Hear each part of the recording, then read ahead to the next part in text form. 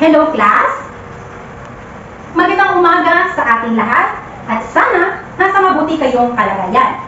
Muli, ako si Binibining Julina Bailosis or maaari niyong tawagin Teacher Jo, Teacher Julina, at ako ang magiging guro ninyo sa asignaturang Aralin Panlipunan sa ikapitong balita. Bago ang lahat, maaari tumayo muna tayo para sa ating panalangin. Christine, maaari mo bang simulan or pangunahan ang ating panalangin sa umagang ito? In the name of the Father, the Son, the Holy Spirit. Amen. Manalangin tayo. Panginoong Diyos, itinataas namin ang iyong pangalan. Pinagpupunihan at pinasasalamatan ka namin sa lahat ng iyong mga ginawa at pagpapala. Salamat sa panibagong araw na ipinagkaloob mo sa amin. At sa oras na ito, na kami ay muli narito. Gabayan niyo po kami sa aming mga gawain. Bigyan po kami ng dalinyo at lakas upang magampanan po namin ang aming mga tungkulin. Buksan mo po ang aming isip at puso sa mga bagong kaalaman na aming matututunan. At nawa ay maging kagamit-gamit ang mga ito sa aming buhay at sa pagtulong sa aming kapwa. Ito po nawa ang maluwalhati sa lahat ng aming katagumpayan sa araw na ito. Ito lamang po ang aming dalangin sa pangalan ni Jesus. Amen. In the name of the Father, the Son, the Holy Spirit. Amen. Bago umupo ang lahat, maaari muna bang pakipulot muna ang mga basura sa ilalim ng inyong upuan at iayos ang hanay ng inyong mga lamesa. Para sa ating attendance, sino ba ang lumiban sa klase natin ngayong araw? Magaling, mabuti naman at lahat tayo ay andito. At ngayon, dumakon naman tayo sa ating pamantayan sa loob ng ating silid-aralan. So ito ay mga lituntunin na dapat nating tandaan at isa-isip. Gamit ang kantang Leon-Leon Sinta, sabay-sabay nating kantahin ang mga pamantayan. Handa na ba ang lahat? Okay, handa na.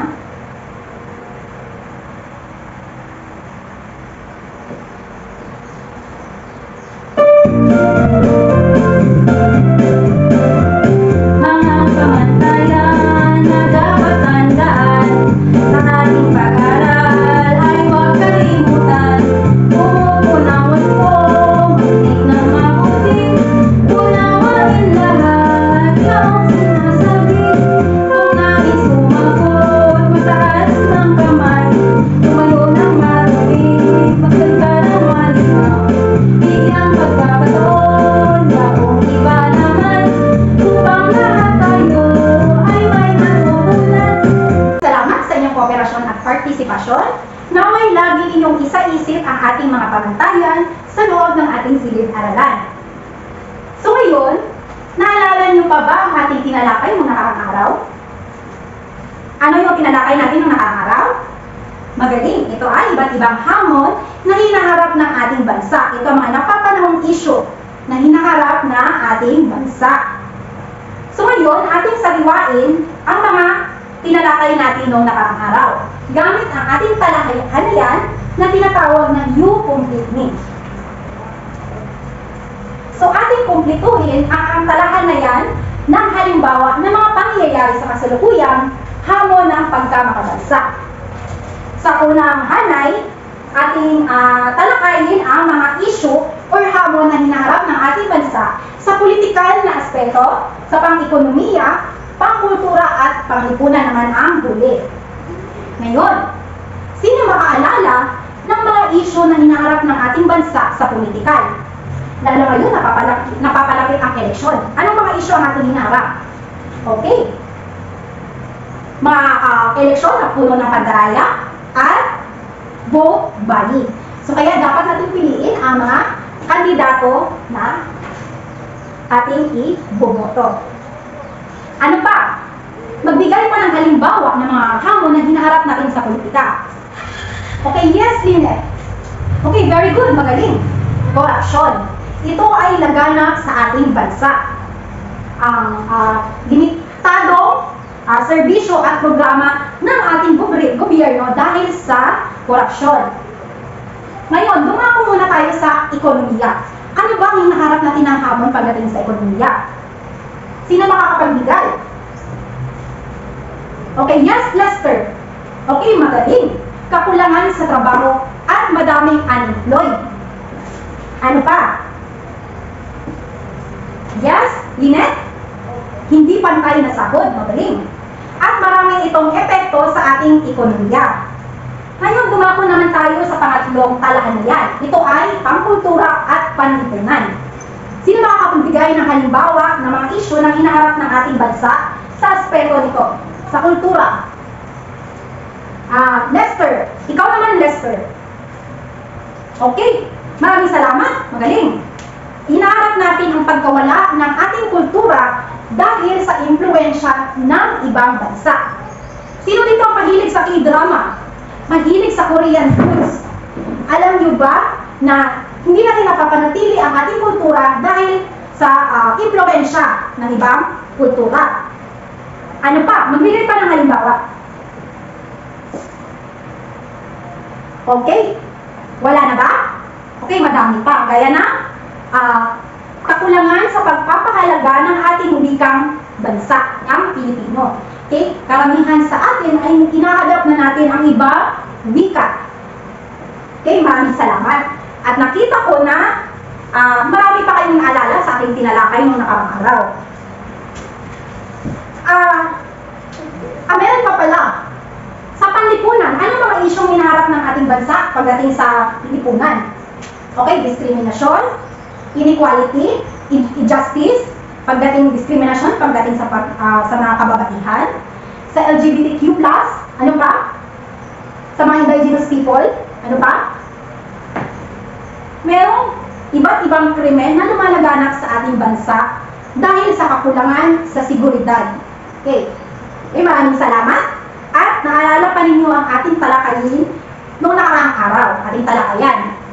Ito ay may konektado sa ating tatalakayin ngayong araw. But bago yan, maglalaro muna tayo.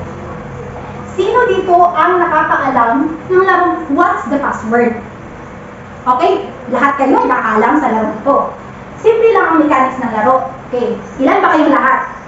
Okay, kayo ay 30. So, kayo ay magkakaroon ng pangkatan. So, 3 pangkat at 10-10 bawat grupo. Pipili kayo ng isang representative upang maglaro. So, ang gagawin, upang mabuksan ang ating chest box or kahon, kailangan ninyong hulaan ang mga scrambled letter. Okay. Nakuha ba? Okay. Mabuti naman. Para sa unang pangkat, handa na ba? Okay, handa na. So, tayo ay maglalaro. So, pipili ka sa 4 na kahon or chest box na nasa screen. Ano ang yung pipiliin? Okay? Pangalawa? Okay. Pangalawang chest box. So, meron kang 5 minuto para hulaan at or isaayos ang mga letra na nasa screen. At ang iyong oras ay magsisimula na. Time's up. Ano ang iyong hula? Magaling. Ekonomiya. Okay. Palakpakan naman natin ang unang grupo. Sa pangalawang grupo, pumili ka ng chest box. Saan sa 4 na kahon ang iyong pipiliin? Okay. Pang-4 na kahon. Ang iyong oras ay magsisimula na. Time's up. Ano ang iyong kasagutan sa pang-4 na kahon? Ito ay industriya. Magaling. Very good. At para naman sa panghuling grupo, pumili ng chest box. Saan sa 4 na chest box ang pipiliin mo? Number 1, ay magsisimula na ang iyong oras. Time's up. Ano ang iyong kasagutan? Ito ay agrikultura. Ako ay nasisiyahan dahil nahulaan ninyo ang mga letrang naka-scramble. Base sa ating nilaro, ano kaya ang tatalakayin natin ngayong araw? Yes, Kenneth. Ito ay tungkol sa agrikultura. Magaling. Ekonomiya. Magaling. At sa industriya. So ito ay konektado sa ating tatalakayin ngayong umaga. But bago yan, hayaan niyo muna akong i-represent sa inyo ang ating mga layunin. Dahil ang mga layunin ay magsisilbing gabay natin sa ating talakayan.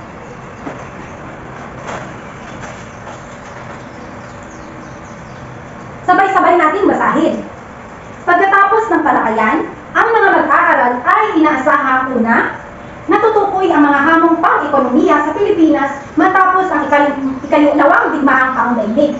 Pangalawa, na ipapakita ang impatsa ng pagkakaiba ng pamumuhay ng mayaman at mahirap at panghuli nakakagawa ng graphic organizer upang maipakita ang mga pangunahing hamong pang-ekonomiya na hinaharap ng ating bansa or Pilipinas. At ngayon, dadako naman tayo sa ating unang gawain. Handa na bang lahat? Para sa ating unang gawain, kumuha ng isang buong papel at sagutan ang nasa screen. Bibigyan ko kayo ng 5 minuto para sagutan ang mga katanungan. Tapos na ba? Okay. Dahil tapos na, ipasa ninyo ang mga papel sa harapan. Okay. Base sa ating mga larawan sa harapan, ano kaya ang ipinapahiwatig ng unang larawan? Anyone? Okay, ang pinapahiwatig ng ating unang larawan ay confidential funds. Confidential funds ay ito ang mga pera na inilaan para sa mga ahensya ng gobyerno na nagpapanatili ng ating seguridad. So, ano mga ahensya ng gobyerno na nagpapanatili ng ating seguridad? Magaling, ito ay mga kapulisan at kasundaluhan ng Pilipinas. Okay, dahil sa pagbabago ng ating administrasyon, nagbabago rin ating funds or ang expenses para sa pagpapanatili ng ating peace and order. At ito ay mas bumaba pa. Okay, ang ating confidential fund ay hindi palaging na-check ng ating COA or Commission on Audit kasi nga kadahilan ng ito ay confidential. Pangalawang larawan. Okay, Kenneth? Ito ay kahirapan, democracy, at ang public servant. So, dala-dala ng tao ang kahirapan, dala-dala ng tao, or ang kahirapan ay ang kakulangan sa mga pangunahing pangangailangan. Hindi na ibibigay ang pangunahing pangangailangan at nagkakaroon ng mga epekto nito, hindi lang sa kalusugan at pati na rin sa ibang aspeto ng ating bansa.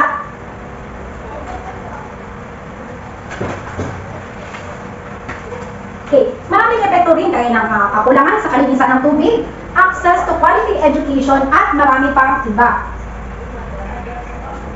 Pangatlong larawan. Ano makikita at ma-observe ninyo sa pangatlong larawan? Ito ay mga issue sa pagbanggawa or labor issue.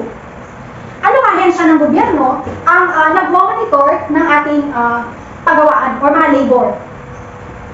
Ang mga ahensya ng gobyerno na tinitingnan nila kung tama ba ang pagbayad ng buwis, tama ba ang trabaho, tama ba ang sweldo na natatanggap ng ating mga manggagawa? Anong ahensya ito? Okay, yes, Kenneth. Okay, magaling. Ito ay DOLE or Department of Labor and Employment. So, meron yung iba't ibang hamon or issue na hinaharap ng ating mga manggagawa. Ito ay mataas na kwalifikasyon sa trabaho, kailangan ng mataas na experience. Hindi nagmamatch ang tinapos na kurso sa trabaho pinasukan. Ano ba? Yes, Mia. Okay, meron ding kawalan ng seguridad sa trabaho at hindi wastong sweldo. Ilan lamang yan sa mga issue na hinaharap ng ating manggagawa. Ngayon, para sa ating mga katanungan, ano kaya ang mga napunan ninyo sa larawan? Okay, ito ay mga iba't ibang hamon. Merong hamong politika, hamon pang ekonomiya, at marami pang iba. Alin ang kapukaw ng inyong pansin at bakit? Okay, yes, Kenneth. Okay, thank you. Ang nakapukaw ng pansin para kay Kenneth ay ang confidential fund. Kasi ang krimen ay lumalaganap na sa ating bansa at dahil sa kakulangan ng funds, hindi makakapag-operate ang ating mga ahensya ng gobyerno gaya ng ating pulis at mga kasundaluhan.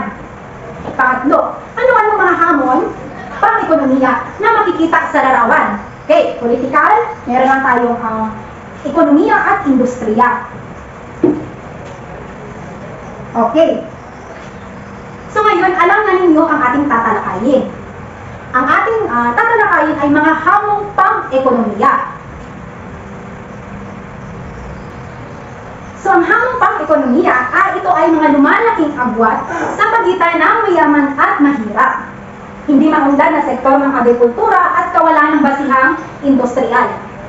Ang mga hamong pang-ekonomiya ekonomiya sa Pilipinas matapos ang kalawang digmaang pagdaigdig ay naganap mula 1945 hanggang sa sumusunod na taon ng muling pagbangon ng bansa. Hulyo 4, 1946 kung saan opisyal na naging malaya ang Pilipinas mula sa Estados Unidos. At sa panahon ito, ang bansa ay naharap sa mga suliraning panlipunan na dulot ng ikalawang digmaan. Sa mga amang ekonomiya, una, meron tayong lumalaking agwat sa pagitan ng mayaman at mahirap. At ang sanhi nito ay merong oligarkiya. Ang oligarkiya ay ang pamumuno ng mga piling tao sa pamahalaan. Ang kapangyarihan ay nasa mga piling tao. At kadalasan, hinaharap ng ating bansa ay ang political dynasty kung saan ang kapangyarihan ay umiikot lamang sa iisang pamilya. Pangalawa, pangkalahatang urban at rural. Dito na papasok ang migration. Paglilipat ng titirahan mula sa rural hanggang urban dahil sa mga opportunities or mga kalidad na trabaho, serbisyo, mga infrastruktura na makikita sa urban kaya na city. At panghuli, merong kaguluhan sa politika. Ang epekto naman ito ay hawak ng elite ang malaking sektor ng ekonomiya. Malaking impluwensya rin sila sa ekonomiya at politika sa bansa. Ang pangalawa, hindi maunlad na sektor ng agrikultura. Maaari mo bang basahin at ipaliwanag, Lynette? Okay, maraming salamat. So, hindi patas sa pamamahagi ng lupain. Ano pang ibang issue na hinaharap ng ating mga local farmers? Okay, ang mga programang nagbibigay ng libreng seedlings or buto sa mga magsasaka na walang proper education o hindi sila in-inform paano at ang proseso sa tamang pagtanim ng mga seedlings. Ano ba? Adaptment sa globalisasyon, sa mga modernisasyong teknolohiya na ginagamit ng ating mga magsasaka. Ang epekto nito ay, of course, ang mga local farmers natin ay nawawala ng trabaho. Okay, nagkakaroon tayo ng mahinang produksyon. Pagkasira ng kapaligiran, halimbawa ng pagkasira ng kapaligiran ay dahil sa failure na pag-aani ng ating mga palay. Ano nga ba ang dahilan nito? Okay, ang dahilan nito ay ang pagbabago ng quality or kalidad ng lupa. So, kailangan mo ng pagpapahingahin ang lupa para maging maganda ang bunga ng ating mga dalagan. At likas, mayaman at mababang kalidad ng infrastruktura at transportasyon. Dahil sa mababang kalidad ng transportasyon, nagkakaroon tayo ng traffic congestion or nagkakaroon ng pangit ng urban planning. Pangatlo, kawalan ng basihang industrial. Yasanin naman ito ay mahinang pamumuno sa mga makabagong teknolohiya, job skills mismatch at korupsyon sa negosyo. So ito na yung sinasabi ko kanina na iba ang pinasukan mong trabaho sa tinapos mong kurso. Epekto nito ay napipigilan ang pagtaas ng antas ng ekonomiya ng bansa. Okay? Nakuha ba? May mga katanungan ba? Okay, yes, Lester. Okay, may karagdagan ka. Okay, maraming salamat. So yun, isa sa mga issue na hinarap ng bansa pagdating sa ekonomiya natin ay ang hindi or ang kawalan ng trabaho. Yun, kasali sa mismatch. Dahil dito nagkakaroon tayo ng mga unemployed or walang trabaho or stable job. At ngayon naman, ating sukatin kung meron ba talaga kayong natutunan sa ating talakayan gamit ang ating group activity. So, hahatiin kayo sa 4 na grupo. Okay, kayo na maghahati. Magbilang ng 1 hanggang 4. Okay. Sa una at pangalawang grupo, ang gagawin nyo ay magbubuod at pagtatala. Okay. Pagkatapos inyo itong isa sa lula. Okay, meron tayong sanaysay at ang gawin nyo ay inyong ipapakita ang empatiya ng pagkakaiba ng pamumuhay ng mayaman at mahirap at kung paano ito nagdudulot ng hidwaan sa pagmamagitan ng pagsasadula. So, sa napakaraming issue na hinaharap ng ating bansa sa aspeto ng ekonomiya, marami yung pwedeng pagpipilian. Isa lang ang piliin at ito inyong isadula. So, bibigyan nyo kayo ng 5 minuto para sa paghahanda. At ang pangalawa, pangatlong grupo ay pangatlo at pang-4 na grupo naman ay magawa ng graphic organizer. Sa pamamagitan ng graphic organizer, inyong ipapakita ang pangunahing hamong pang-ekonomiya na hinaharap ng Pilipinas matapos ang ikalawang digmaang pandaigdig. Ito ang ating rubrics or pamantayan sa paggawa ng graphic organizer. Bibigyan ko ng 5 minuto para maghanda. Okay, magaling. Ako'y nasisihan sa inyong presentasyon dahil naipakita niyo ang agwat ng mayaman at mahirap. So ngayon, dumako naman tayo sa ating pagsusulit. Kumuha ng kalahating papel at sagutan ang mga katanungan. Bibigyan ko kayo ng 5 minuto para sagutan ang mga katanungan sa screen.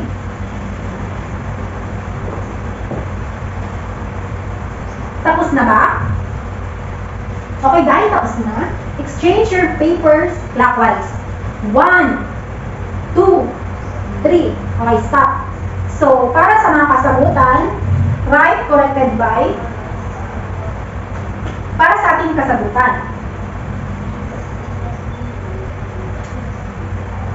Isulat ang score. Okay, tapos na. Ibalik ang papel sa may-ari. Para naman sa inyong takdang aralin or assignment, kayo ay gumawa ng poster na nagpapakita ng isa sa mga hamong pang-ekonomiya. Maliban or halimbawa, hindi maunlad na sektor ng agrikultura.